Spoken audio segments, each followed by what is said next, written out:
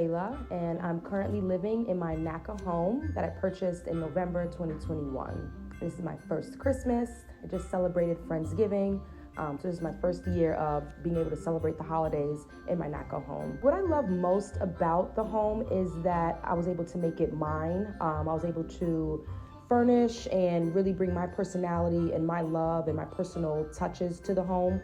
I also love that it's literally walking distance from my childhood home. I'm from Brooklyn, New York. I was able to close on a home in Brooklyn, New York, and it's walking distance from my parents' home where I grew up. So those are some of the really biggest qualities that made me so happy to purchase in Brooklyn, is that I'm close to home. I still go and visit my parents all the time. My dad is over here all the time. So it's a very special thing for me. Some of the unique things that I did to the home was, of course, maybe the Christmas tree that, I was able to put up in a spinning Christmas tree. The bathroom, I put in a bowl-shaped glass bathroom sink. We did a lot of painting. We did a lot of different electrical work in here. I really just tried to make it as unique or as personal to me as possible with the paintings and the decor, some of the furniture. What else? Just really tried to keep some of the original fixtures of the home without gut renovating, but also bringing my own personal touches to it.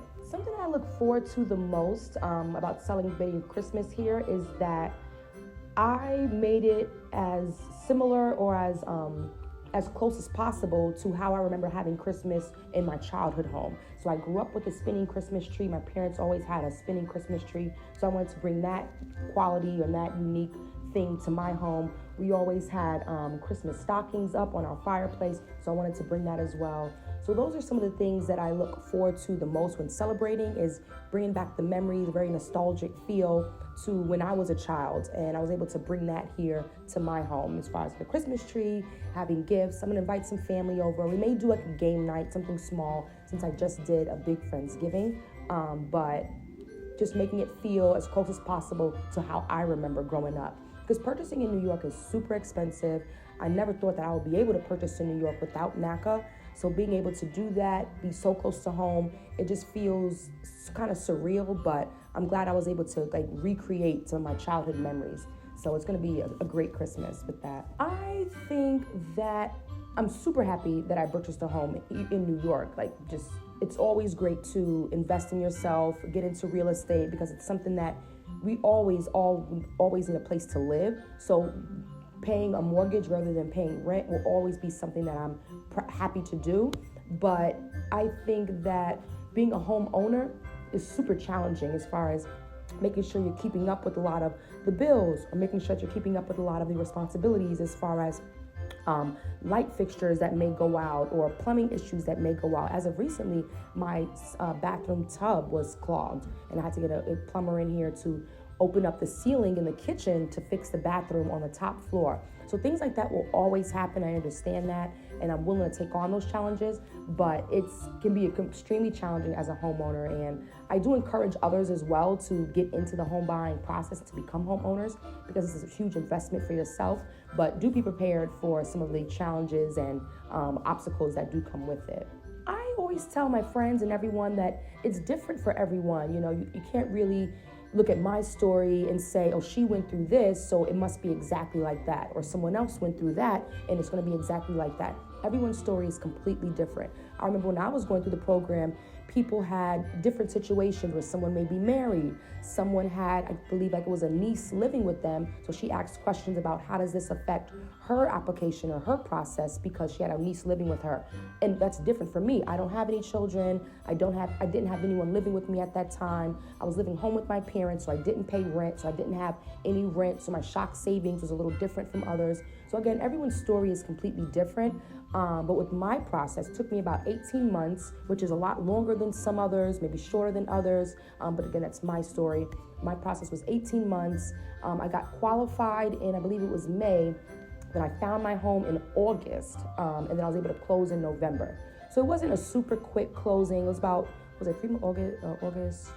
August, September, October, November, about 3 months till closing, which is pretty normal, but I just really, really emphasize that everyone's story is different, but the bottom line is to stick with it, do what works for you, have the determination and the passion to just really push through and persevere through the program, because it's totally worth it at the end. I really just want to encourage everyone to go through the program, stick with it if you can, and then maybe the program isn't working for you. Maybe it isn't something that is good for you at this time. Maybe you have a reason that you need to close sooner, so you can't wait 18 months or maybe 2 years if your process takes 2 years or whatever it may be. But I do encourage everyone to get into home ownership, whether it be through NACA or maybe somewhere else. But I do encourage everyone to just persevere through the program, because it's totally worth it at the end. Some of the challenges I faced, I think anyone can relate to this as well. Sticking with your shock savings, and if you're not familiar with the shock savings, I guess look into it, and they'll let you know what the shock savings is in the program. But sticking with it every month, I believe mine's was about $3,000 a month. I believe something like that. So sticking on budget, having discipline. When I was in the program, it was like the beginning of COVID. I started in March 2020. So I was fortunate enough to not have any bills, not have any rent. So my shock saving was pretty much like at my max amount, which is about $3,000 a month. And some of the hardest parts for me was sticking on budget, making sure I'm not spending unnecessarily, maybe shopping online during that time because we couldn't go out during COVID. But if you're not in that type of situation where you spend a lot of money and you go out often, make sure you stick with the program. Stick with it, because those are one of my biggest challenges. But again, it ended up being worth it. 3 tips. Okay. My biggest 3 tips, maybe I'll just include tips about home ownership as well. So my biggest tips would be discipline. You gotta have discipline. People notice discipline, whether it's going to the gym or staying on a diet or maybe not smoking, whatever it is, that same energy needs to be put into your determination to close on a home. Be disciplined, disciplined, disciplined. Follow up on your emails, keeping track of your paperwork, following up with them, because nobody's gonna be your biggest advocate but yourself. No one's gonna do the work for you. No one's gonna handhold you through the process. You have to put yourself out there and be willing to put yourself on the line and advocate for yourself to where you want this in the end, you have to do the work. So discipline is a big key. Another thing, I think it depends on your situation, but I would recommend purchasing a home that's turnkey, which means it doesn't need a lot of work. You don't have to do a lot of renovations, because that can cost a lot as well. If you find something that's turnkey, that would be perfect. But if you have a team of contractors and people who know how to do a lot of work around the home, then maybe you can look into a home that maybe does need a lot of work and you can do a fixer-upper project. But I am fortunate enough to have a father who knows a lot about renovating. He's good with his hands. He has a whole team of contractors because he also owns a lot of property here in Brooklyn.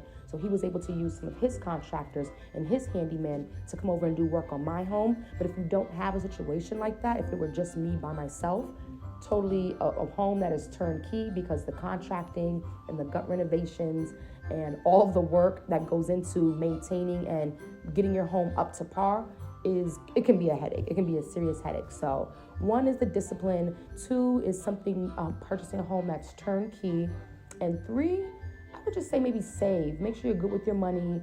Make sure you're doing spending money in things that make sense. You're not purchasing things unnecessarily. You're not wasting money, whether it be in the program or after you close. Definitely saving your money, and which kind of ties into the discipline as well. So those are my 3 biggest tips: discipline, purchasing a home that's turnkey, and being good with your money, financing.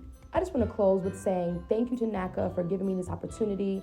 I totally wouldn't have been a homeowner without the program, because purchasing in New York is ridiculous at my young age. I don't make a whole lot of money, so it would have been impossible without NACA. So thank you, thank you, thank you. I want to encourage everyone else to also get into home ownership, and happy holidays to everyone, and thank you again.